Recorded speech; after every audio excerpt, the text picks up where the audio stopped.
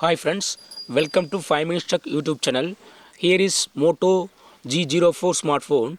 In this video, you will learn how to lock screen without power button. Usually, to lock your screen, just you will use this power button, that is side button.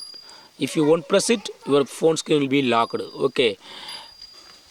But if you would like to lock your screen without this power button, what you have to do is, here we will learn. First, go to settings of your phone. Then go to accessibility.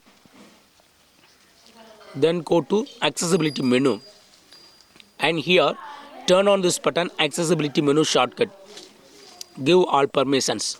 Click OK. And click on this three dots. This is the accessibility menu. Okay. Just click it. And here you will have lock screen. Just tap on lock screen and you can easily lock your screen without power button. Okay. If your power button is not working properly, you can use this option.